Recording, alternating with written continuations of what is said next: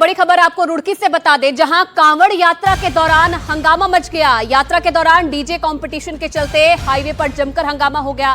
सड़क पर जाम लग गया। कांवड़ियों और राहगीरों के बीच में जमकर बहस हुई।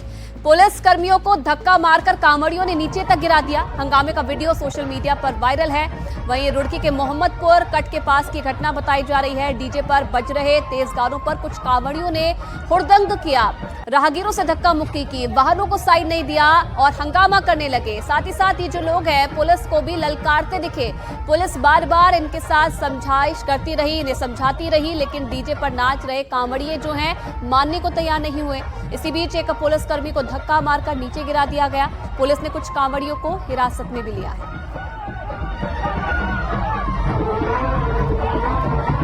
तो तस्वीरें भी आप देखिए और ये वीडियो सोशल मीडिया पर वायरल है। आप देखिए पुलिसकर्मी जैसे इन कांवड़ियों को हुड़दंग मचाने से रोक रहे होते हैं और तभी जो कुछ कांवड़िए हैं वो पुलिस से बदतमीजी करना शुरू कर देते हैं, धक्का मुक्की करते हैं और एक पुलिसकर्मी को नीचे गिरा देते हैं।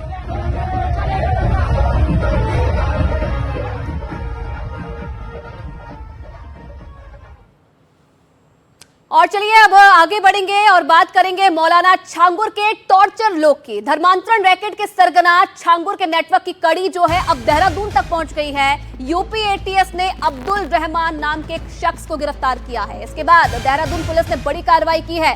धर्मांतरण से जुड़े मामले में 5 लोगों के खिलाफ मुकदमा दर्ज किया है। देहरादून पुलिस ने एक युवती को हिरासत में लिया है, पूछताछ की है और पूछताछ में गिरोह के काम करने का तरीका पता चला है, कैसे ये गिरोह काम करता है। युवती के संपर्क में उत्तर प्रदेश, गोवा, दिल्ली की कुछ संदिग्ध सोशल मीडिया आईडीज भी पाई गई है। इन्हीं इनपुट के आधार पर पुलिस की टीमें संबंधित राज्यों में रवाना की गई है।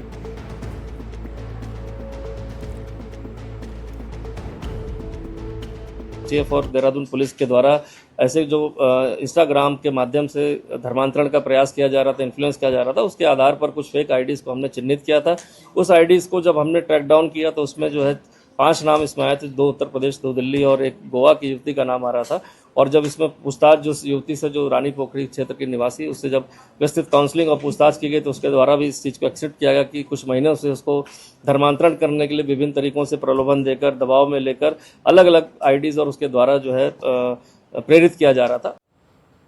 तो देखिए, ईडी को छांगुर की बेनामी संपत्तियों की एक पूरी लिस्ट मिली है जिसमें ज्यादातर बलरामपुर में है और अब तक 60 करोड़ रुपए से ज्यादा की मनी लॉन्ड्रिंग का खुलासा भी हो चुका है। ये रिपोर्ट देखिए।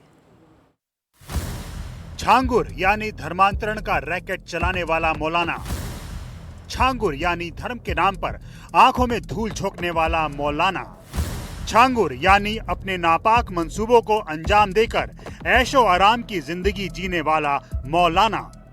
छांगुर को लेकर हर रोज नए खुलासे हो रहे हैं। जैसे जैसे ईडी की जांच आगे बढ़ रही है, छांगुर के उस ऑक्टोपस नेटवर्क की तस्वीर सामने आ रही है जिसकी मदद से वो नापाक एजेंडा चला रहा था। ईडी ने बलरामपुर समेत 14 जगहों पर छापा मारा तो विदेशों तक अवैध धर्मांतरण के रैकेट के सुराग मिले। ईडी को शक है कि धर्मांतरण रैकेट में विदेशी करेंसी का इस्तेमाल किया गया। ये शक तब और भी गहरा हो गया जब ईडी ने छांगुर के राजदार शहजाद शेख का मोबाइल बरामद किया। शहजाद के मोबाइल में क्रोएशिया की करेंसी का फोटो मिला। अब ईडी शहजाद शेख के मोबाइल का डेटा खंगाल रही है। सीएम योगी पहले बता चुके हैं कि छांगुर के 40 खातों में 100 करोड़ से ज्यादा के लेन देन हो चुके हैं। अभी बलरामपुर में एक बड़ी कार्रवाई को हम लोगों ने आगे बढ़ाया है। आपने देखा होगा, उसने रेट तय किए थे। यानी कैसे धर्मांतरण के कार्यक्रम को आगे बढ़ाना है।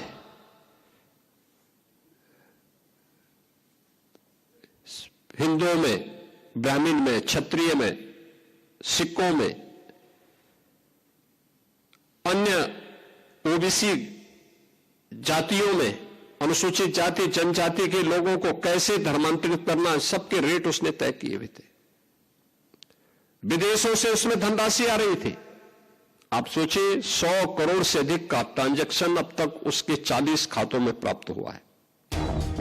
मौलाना छांगुर ने धर्मांतरण को कारोबार बना रखा था और उस कारोबार की काली कमाई से उसने करोड़ों की संपत्ति तैयार की। छांगुर और उसके सहयोगियों के ठिकानों पर छापेमारी में ईडी को 10 संपत्तियों का पता चला। सारी संपत्तियां बलरामपुर में हैं। ये संपत्तियां नीतू, नवीन और शहजाद के नाम पर हैं। इन संपत्तियों में मकान, व्यावसायिक प्रॉपर्टी और प्लॉट शामिल है।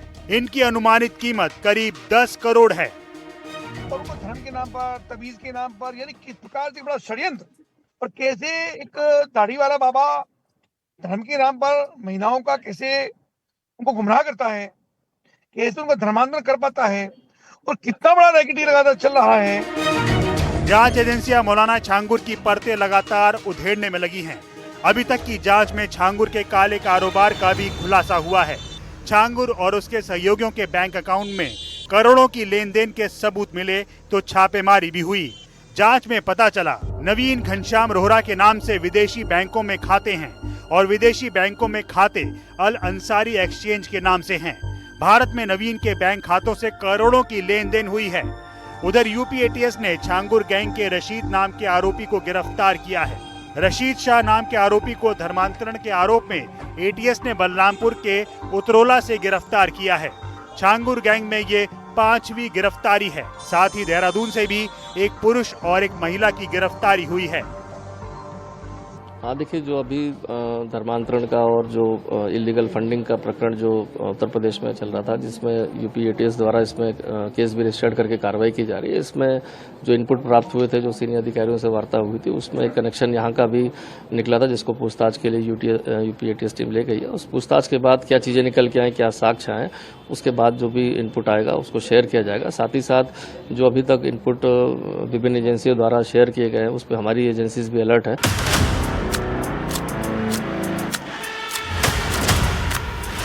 तय मानिए, जैसे जैसे वक्त बीतेगा छांगुर के नेटवर्क को लेकर नए नए खुलासे होंगे और उसकी देश विरोधी साजिशों का पर्दाफाश होगा।